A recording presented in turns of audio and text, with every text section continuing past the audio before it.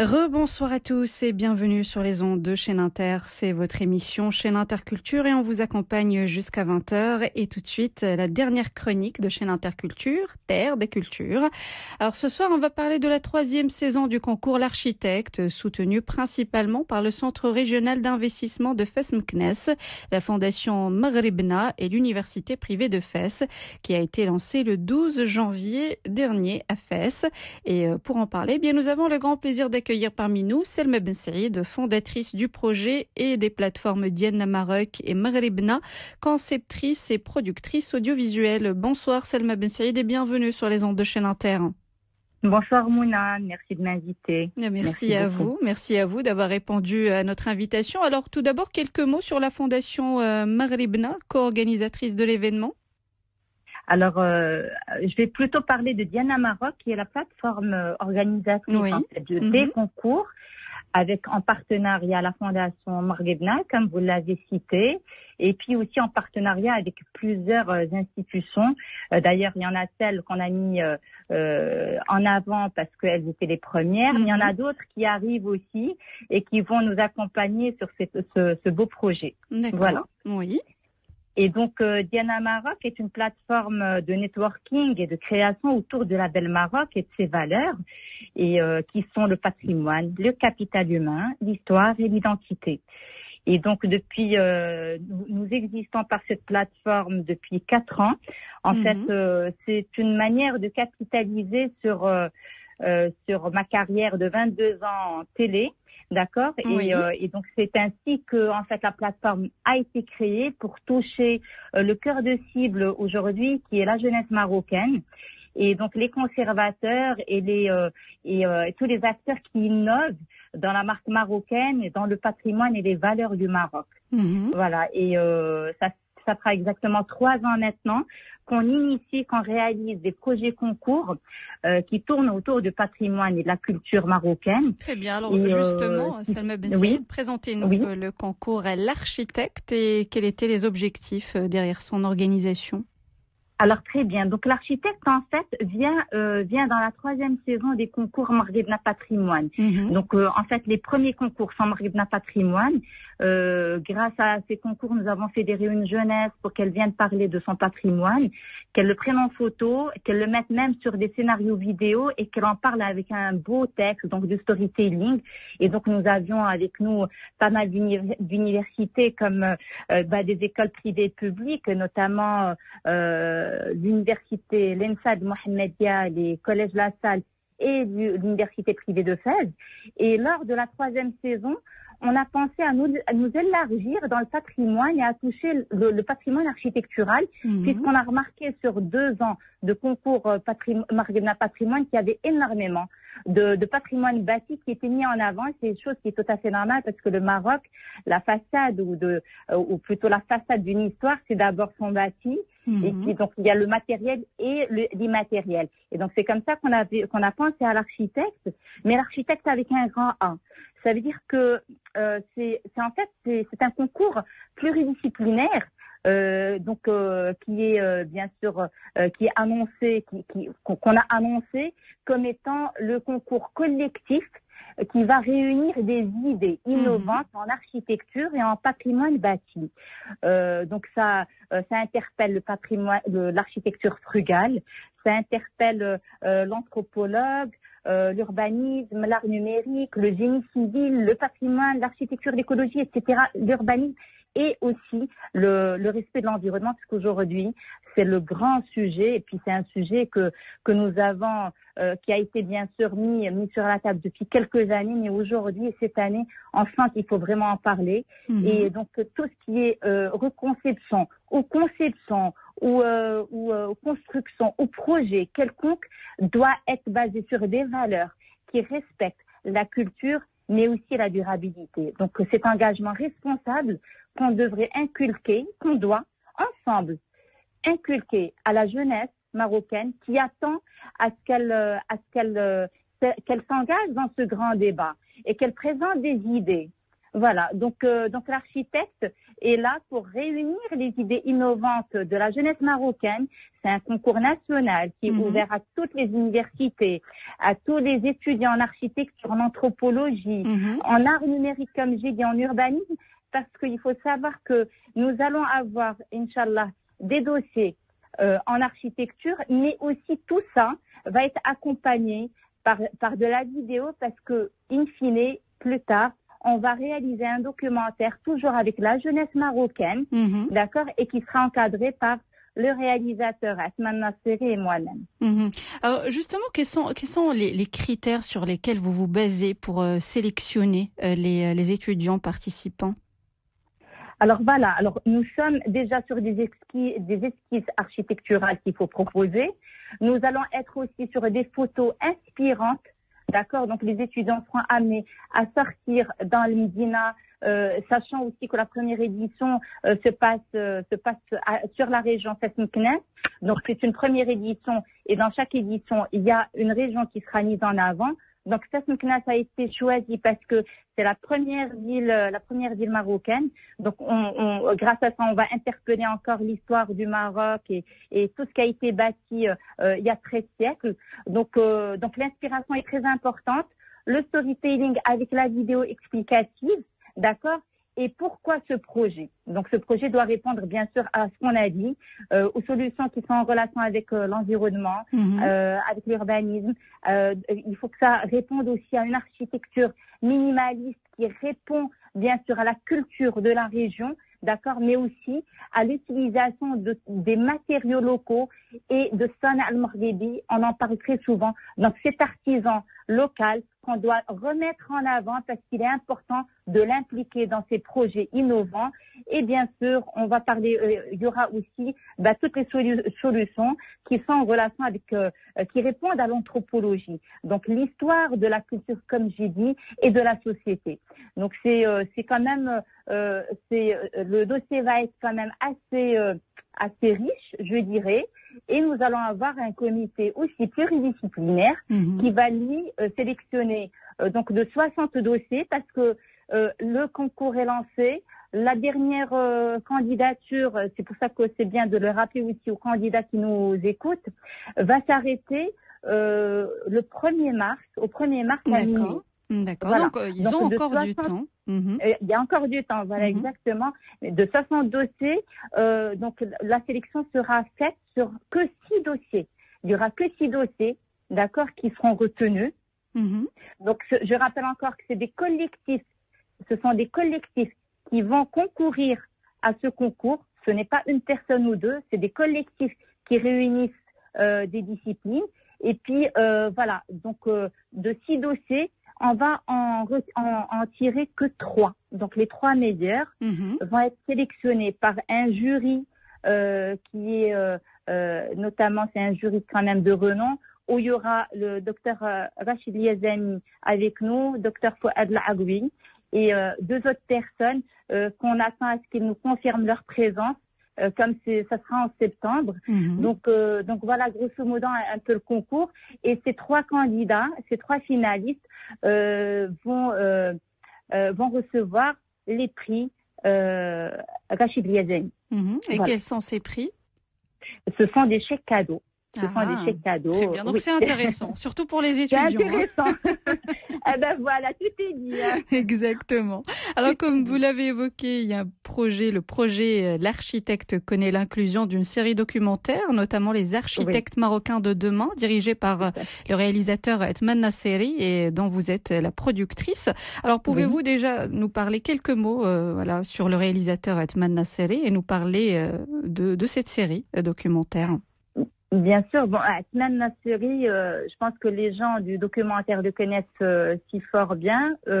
Donc c'est un jeune Marocain qui est très engagé dans le documentaire et dans le film aussi. Il est même producteur et donc c'est quelqu'un qui a su mettre en avant sur des thèmes documentaires l'histoire, le patrimoine du Maroc. Notamment, il a fait pour le Oula. Il avait réalisé un documentaire qui touchait aux costumes et aux bijoux marocains. D'accord. Voilà, entre autres. Maintenant, ce qu'il faut savoir, c'est que les personnes qui sont impliquées et qui nous rejoignent sur cette belle aventure sont des gens très, très, très amoureux et passionnés du patrimoine et de l'histoire du Maroc. C'est des gens très, très impliqués aussi dans la transmission, parce qu'aujourd'hui, on parle, et la plateforme Diana Maroc par le pôle culture et innovation, en fait, s'engage particulièrement dans cette transmission. Nous, on se dit que, voilà, nous avons un savoir à partager avec la jeunesse, donc c'est un devoir. Mais c'est un devoir qui se fait dans la passion aussi de la transmission, de faire connaître certaines choses, d'apprendre certaines choses et d'apprendre en fait de manière collective. Il y a un échange qui se fait, il y a beaucoup de connexions qui se font avec la jeunesse marocaine qui, elle, nous on la voit comme étant ces jeunes, des bâtisseurs du Maroc d'aujourd'hui et de demain. Donc c'est pour ça que on suit en partie le cursus de ces étudiants, de ce qu'ils font, et on les implique dans des projets réels et concrets. Par les projets qu'on initie de la plateforme Diana Maroc, avec bien sûr les partenaires qui viennent appuyer le concours. Et donc, Atman Nassiri, quand je lui ai parlé du projet, il l'a accueilli à bras ouverts, donc il nous a rejoints et ça a commencé depuis un peu avant le 12 janvier, puisqu'il fallait échanger, il fallait mettre un premier draft par rapport au documentaire. Et aujourd'hui, ça va faire une semaine déjà qu'on a briefé l'équipe de cette jeunesse documentaire, parce que c'est des jeunes principalement qui vont travailler sur le documentaire, depuis la rédaction jusqu'au tournage, donc tournage, écriture, rédaction, diffusion aussi, promotion du documentaire. Mais ça commence déjà à partir des coulisses des coulisses des candidats qui se sont déjà inscrits et qui commencent à travailler sur le dossier de l'architecte. Très bien. En tout cas, un concours très intéressant pour, comme vous avez dit, la préservation de notre patrimoine matériel et immatériel du Maroc. Alors, que peut-on faire de plus en tant que société civile pour préserver ce patrimoine, selon vous, Salma Ben Saïd? Alors, c'est une très, très belle question. Merci. Et que j'applaudis sincèrement. Alors, moi, chaque fois quand on me pose la question, je leur dis que ça commence déjà à partir du foyer. Donc, ça commence à partir de l'éducation. De l'éducation, tout à fait. Et ça commence c'est-à-dire que l'échange doit se faire avec nos enfants depuis leur jeune âge. Donc, il y a l'éducation, il y a la télé.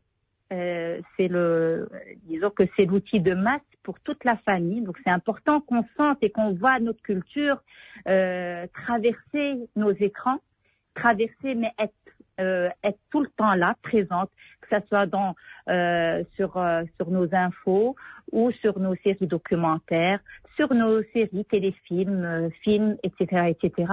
Et puis, on a besoin encore plus de rencontres et d'échanges avec les conservateurs de ce patrimoine et d'art, quitte même à faire quelques formats très courts. Moi, je me rappelle les formats courts que nous avons initiés déjà de la maison de production, là où j'avais étoffé toute la production télé, remonte à il y a 20 ans. Donc, les formats courts qui sont tout le temps répétitifs et qui sont là, qui sont présents pour interpeller de manière légère. C'est ce qu'on voit aujourd'hui sur les réseaux, mais sauf que les réseaux, malheureusement, n'apportent pas tout le bien qu'on souhaiterait avoir chez nous, dans nos foyers ou dans nos espaces de vie. Donc la télé est très importante, et puis l'université, et puis même en extérieur, quand on est là, on parle, et il faudrait qu'on ait cet élan, cet élan collectif de rappeler qui nous sommes. Notre identité, c'est notre patrimoine bâti, matériel ou immatériel. C'est notre façon de faire les choses. C'est dans l'entrepreneuriat. Pourquoi nous on fait ça? Parce que en fait, on voudrait initier la jeunesse marocaine à penser projet, mais dans ces valeurs qui sont très très importantes, qui sont la culture et le patrimoine et l'identité marocaine et l'histoire aussi. Il faut qu'on revienne en fait sur tout ce qui a été construit et lancé par nos ancêtres. Quand on voit on revient à l'architecture. quand on revient juste, quand on voit un petit peu le Médina de Fès ou les autres Médinettes, ben c'est juste extraordinaire. Ce sont des cas d'école sur lesquels on devrait quand même se baser pour apprendre à garder cette base et à innover en fait sur cette base. Je ne parle pas de moderniser, je parle d'innover, c'est-à-dire garder la souche telle que, garder une identité qu'il ne faut pas toucher, mais voilà, la rendre plus vivante, l'identité de nos bâtiments, par exemple. Et nous avons des patrimoines à ne pas toucher. On ne casse rien, plutôt restaurer, d'accord, réhabiliter. Et ça se fait en communauté, avec la société. Une prise de conscience qui doit être faite de manière récurrente, toujours. Voilà. Comme j'ai dit, dans nos foyers, nos médias sont très très importants. Nous avons tous un rôle à jouer, qui est de valoriser, de transmettre et de protéger ce patrimoine que d'autres nous envient. Absolument, absolument, Salma Ben Saïd, merci infiniment. Alors, en tant que fondatrice des plateformes Diana Maroc et Maghribna, est-ce qu'il y a d'autres projets similaires prévus pour cette année 2024 ? Alors, il s'agit encore de rafraîchir et de continuer à alimenter Diana Maroc et Maghribna.org. Alors, je voudrais juste signaler et remercier tous les universitaires et les candidats qui ont travaillé dans le contenu de Maghribna.org.